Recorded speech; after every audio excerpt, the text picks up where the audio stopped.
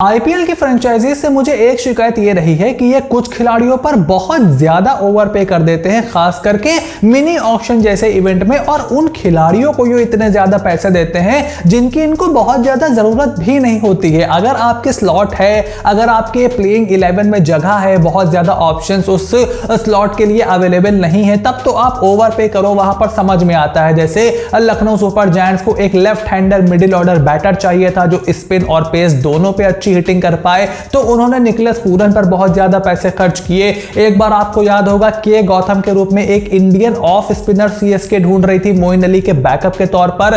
CSK के पास पैसा था, स्लॉट थे नहीं, तो वहां पर के गौतम पर उन्होंने पैसा खर्च किया था। और उसके कॉन्ट्रास्ट में अगर आप देखो तो हैरी ब्रुक पर ऑक्शन की शुरुआत में ही सनराइजर्स हैदराबाद ने 13.25 करोड़ रुपए खर्च कर दिए थे। उसके अलावा कोलकाता नाइट राइडर्स ने शार्दुल ठाकुर को तकरीबन 11.25 करोड़ की रकम में ट्रेड करवा लिया था, जिनका एडन गार्डन्स की विकेट पर बहुत ज्यादा काम था ही नहीं। तो ऐसे ही कुछ खिलाड़ी इस बार भी मिनी ऑक्शन में आ रहे हैं जिनको लेकर के बज़ बहुत ज्यादा है, उनको हाइप बहुत किया जा रहा है। सबका मानना है कि इनको बहुत ज्यादा पैसे मिलने वाले हैं और वो मिलेंगे, जब मिलेंगे तब देखा जाएगा। लेकिन इस वीडियो में हम बात करने वाले हैं ऐसे ही 5 ओवररेटेड खिलाड़ियों के जिनके अच्छे खासे ऑप्शन आपको मिनी ऑक्शन में अवेलेबल मिल सकते हैं और उन पर बहुत ज्यादा पैसा खर्च करने से आपको बचना चाहिए। छोटा सा डिस्क्लेमर यह है कि आप उनको ले सकते हो, उनकी वैल्यू निकलवा सकते हो, लेकिन इतनी हाइप क्रिएट करके 10-10, 15-15 करोड़ अगर उनको देने की आप सोच रहे हो तो इस वीडियो को एंड तक जरूर देखो। लेकिन उससे पहले make sure to click on the subscribe button, press the bell notification, become part of the family. और इसी तरीके की और भी वीडियोस आपके लिए आने वाली हैं। Now without any further delay let's begin. सबसे पहले खिलाड़ी जिन्होंने वर्ल्ड कप 2023 में सबको बहुत ही ज्यादा इंप्रेस किया है और वहीं से इनकी हाइप बन गई है, but in my opinion he is very overrated for this IPL,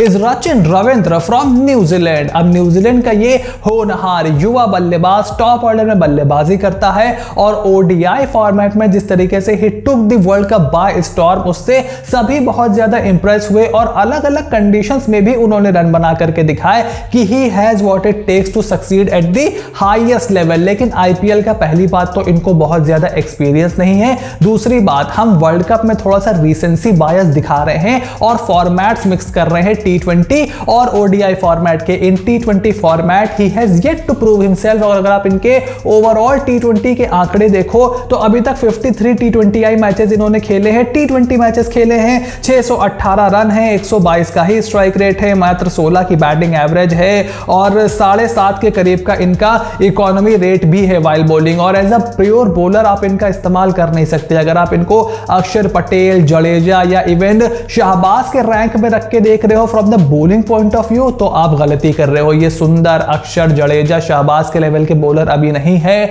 अब बहुत ज्यादा फुल टॉसेस फेंकते हैं, अभी एक टप्पा पकड़ करके इनको गेंदबाजी करने में परेशानी होती है, बहुत ज्यादा वेरिएशन नहीं है और इस पे इनकी गलती नहीं है यार। ये लड़का अभी बहुत जवान है, बहुत ज्यादा युवा है और 23-24 साल की उम्र में एक ओवरसीज खिलाड़ी को, खास करके एक टॉप ऑर्डर बैटर को जिसकी बहुत टीमों में जगह भी नहीं है, आप करोड़ों रुपए अगर देते हो तो आप अपनी बर्बादी खुद ही लिख लोगे। तो रचिन रविंद्र को बहुत ज्यादा पैसों में खरीदना किसी भी टीम के लिए अच्छी बात नहीं होगी।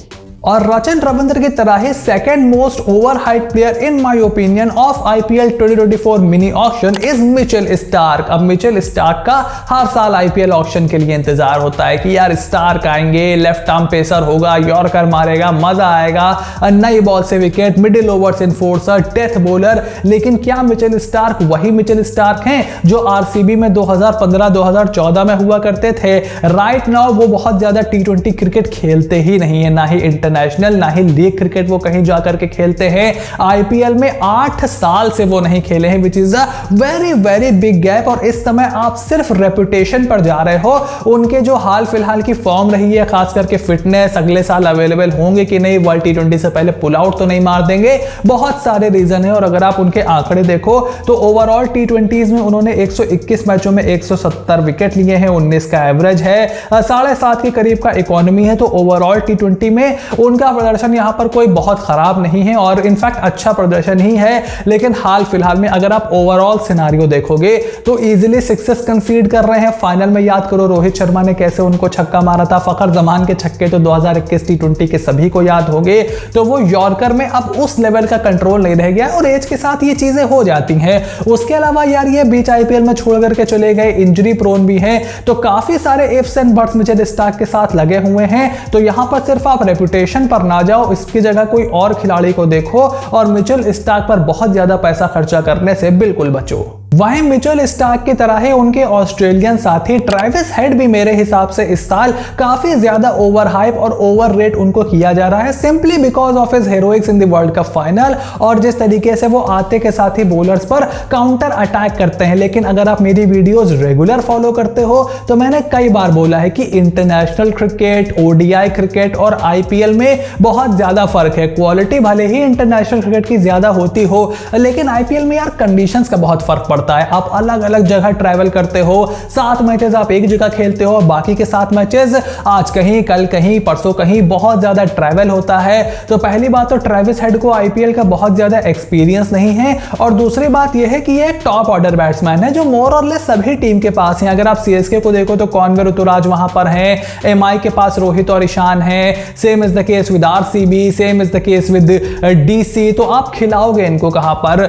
बहुत ज्यादा आप इनको एज अ बैकअप रख सकते हो या फिर गुजरात टाइटंस और कोलकाता नाइट राइडर्स अगर इनको as a first choice opener देख भी रही है तो देख सकती है, लेने में कोई बुराई नहीं है। इनफैक्ट अगर आप इनके आंकड़े देखो तो 107 T20 मैचेस इन्होंने खेले हैं, 2500 के करीब रन है, 134 का स्ट्राइक रेट है, बैटिंग एवरेज 27 की है और बॉलिंग इकोनॉमी 9.25 की जरूर है, 8.5 के आसपास की। लेकिन ये एक बैट्समैन है जो थोड़ी बहुत बॉलिंग कर सकते हैं, तो बॉलिंग पर इनको बहुत ज्यादा जज नहीं करना चाहिए।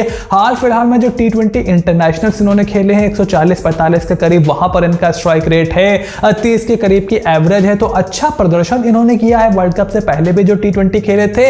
लेकिन फिर वही सिनारियो आ जाता है, क्या अलग अलग कंडीशन में जाकर के परफॉर्म कर सकते हैं? ठीक है, अगर कर सकते हैं तो क्या through out the IPL available रहेंगे? ठीक है, अगर अवेलेबल रहेंगे तो क्या आईपीएल का कुछ एक्सपीरियंस इनके पास है? और अगर आप इनको खिलाओगे भी तो खिलाओगे कहां? जैसे मैंने बताया एलएसजी के पास भतेरे ओपनर पड़े हैं, same is the case with DC, same is the case with Punjab, same is the case with Chennai, Mumbai, Hyderabad, Bangalore. तो आप किस टीम में इनको खिलाओगे? ले दे के आप इनको एज अ बैकअप मोर और लेस ही ले सकते हो और अगर आप किसी खिलाड़ी को एज अ बैकअप ले रहे हो तो उस पर बहुत ज्यादा पैसा खर्च करने से जरूर परहेज करना चाहिए। और ट्रेविस हेड की तरह ही एक और बल्लेबाज जो कि पिछले मिनी ऑक्शन में बहुत ज्यादा एक्सपेंसिव गया था वो थे हैरी ब्रूक। और हैरी ब्रूक पर उस समय भी हमने ढेर सारे वीडियोस में बात की थी कि यार यंगस्टर है, आईपीएल का कोई एक्सपीरियंस उसको है नहीं, पहली बार आईपीएल खेलने आ रहा है, किस स्लॉट पे आप उनको बैटिंग करवाओगे, क्या अलग अलग कंडीशंस में रन बना पाएंगे, क्या वो कंसिस्टेंसी रख पाएंगे? क्योंकि एक आध इनिंग उन्होंने बहुत अच्छी खेली, शतक तक जोड़ दिया था, लेकिन फिर उसमें कंसिस्टेंसी की बहुत ज्यादा परेशानी आ गई और शुरुआत में ही उन पर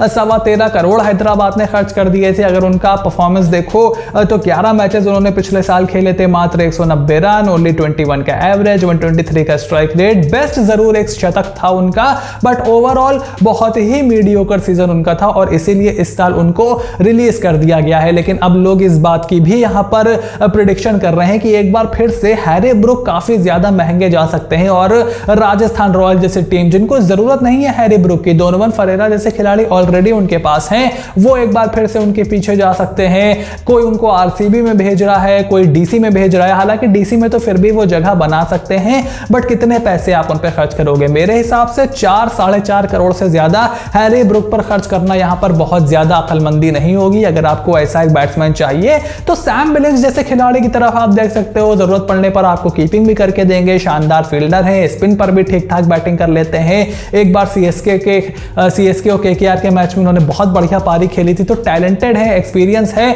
तो बजट पिक्स जब आपके पास है, जिनके पास आईपीएल का एक्सपीरियंस है, हैरी ब्रूक जिन्होंने वर्ल्ड कप में भी कुछ खास नहीं किया था, उनके ऊपर बहुत ज्यादा पैसा खर्च करने से बचना चाहिए। एंड फिफ्थ प्लेयर जो कि मेरे हिसाब से इस मिनी ऑक्शन में बहुत ज्यादा ओवर रेट और ओवर हाइप किए जा रहे हैं इज शार्दुल ठाकुर। अब शार्दुल ठाकुर स्किल ऐसी लेकर के आते हैं जो कि भारतीय खिलाड़ियों में आपको देखने को बहुत कम मिलती है। A bowler who can really bat well, और ऐसे बहुत ही चुनिंदा खिलाड़ी आपको देखने को मिलेंगे। हर्षल पटेल उस लिस्ट में है, लेकिन बल्ले से उन्होंने अभी तक कोई ऐसा कमाल नहीं किया है आईपीएल में। दीपक चाहर थे तो वो ऑलरेडी सीएसके के पास है। उसके बाद हार्दिक पांड्या को आप देख ही रहे हो, वेंकटेश अय्यर, शिवम दुबे, तो ये सारे ऑलराउंडर्स यहां पर ऑलरेडी सोल्ड हैं। तो बहुत ज्यादा ऑप्शन शार्दुल ठाकुर के हैं नहीं। लेकिन अगर आप इनका करियर देखोगे तो आईपीएल का करियर इनका है 86 मैचेस हैं, 286 रन्स हैं, 140 का स्ट्राइक रेट जरूर है, लेकिन बैटिंग एवरेज सिर्फ 11 का है, 89 विकेट्स हैं, इकोनॉमी भी 9 से ऊपर का है। तो ना बैटिंग में बहुत ज्यादा रन्स हैं,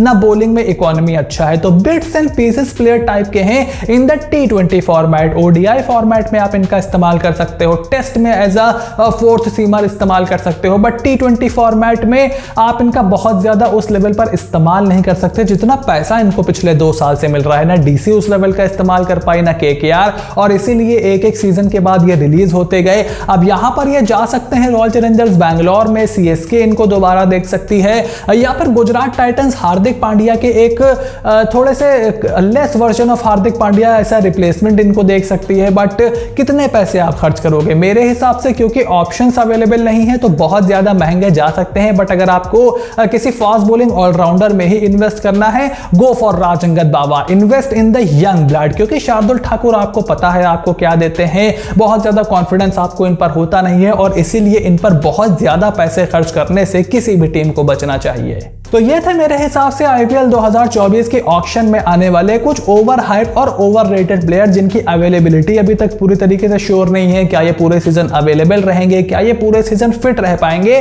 और फिट रह पाएंगे तो क्या परफॉर्मेंस दे पाएंगे, और अगर परफॉर्मेंस दे पाएंगे तो क्या फर्स्ट चॉइस प्लेइंग 11 में जगह बना पाएंगे। तो तमाम चीजें हमने यहाँ पर कवर करने की कोशिश की है। इसके अलावा अगर कोई और प्लेयर आपके मन में हो या आप इस लिस्ट से अग्री ना करते हो, make sure to click on the subscribe button, press the bell notification, become part of the family, because we are एक परिवार, बड़ा परिवार। तो आपके सारे ओपिनियन यहां पर मोस्ट वेलकम है, और इसी तरीके की और वीडियोस आपके लिए आने वाली हैं। So stay tuned and I will see you soon in the next video.